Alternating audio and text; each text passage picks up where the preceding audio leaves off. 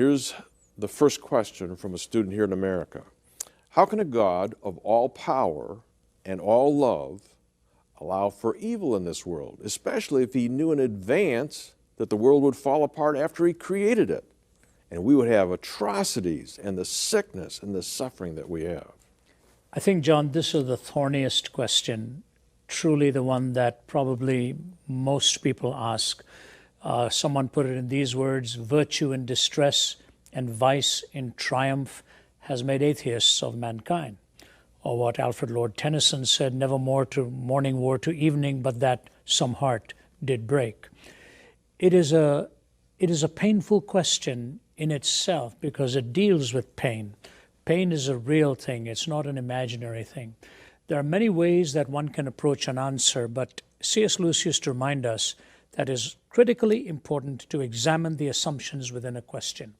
And I remember years ago at the University of Nottingham, when I'd finished a talk, when a person stood up, or a student stood up and shouted from the floor, and he said, there's too much of evil in this world. There can't be a God. There's too much of evil and suffering in this world. And the irony of that question to me was, I come from the East, I now live in the West.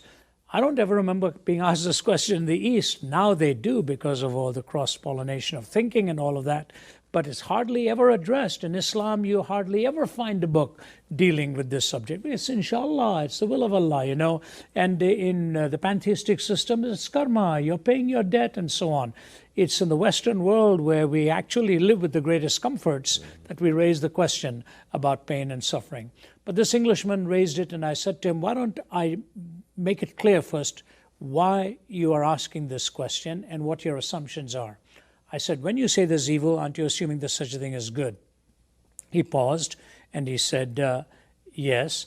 I said, when you say there's such a thing as good, aren't you assuming there's such a thing as a moral law on the basis of which to differentiate between good and evil? He struggled with this and we interacted, and finally he said, yeah, there would have to be an objective moral standard from which to differentiate between good and evil.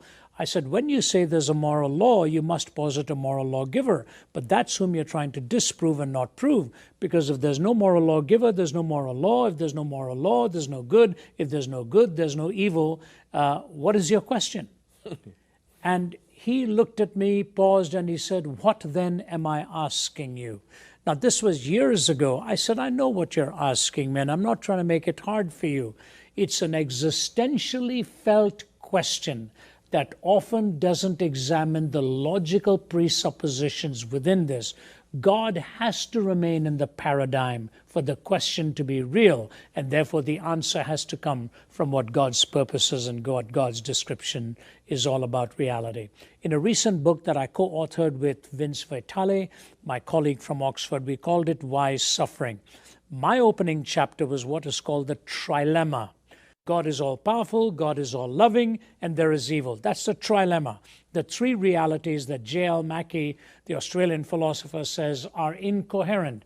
God is all-powerful, God is loving, evil exists. He says it's an incoherence. So my question is, why is it a trilemma and not a quadrilemma or a quintilemma? Introduce one more. God is all-knowing. That's also a belief we have. And number 5, God is eternal.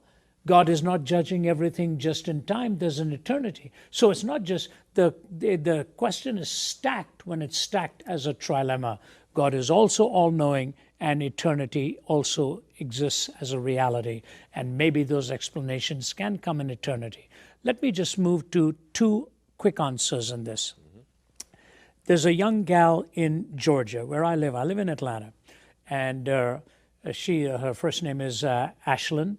And one day her mother was on a television program discussing a strange problem that she has, which is called CIPA, congenital insensitivity to pain with anhidrosis. She cannot feel pain and her sweat glands don't work.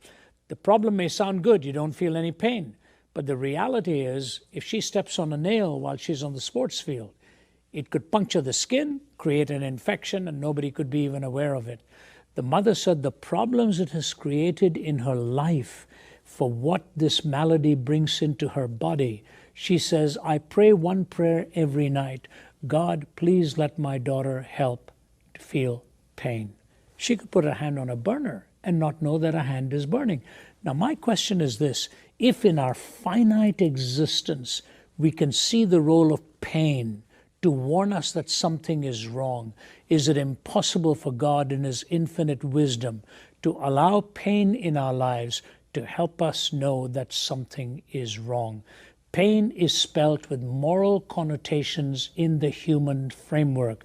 That is because we are moral beings. Therefore, the answer has to come from within a moral, spiritual framework as well. The question assumes moral reasoning, and that can only be assumed if God is in the paradigm, not outside.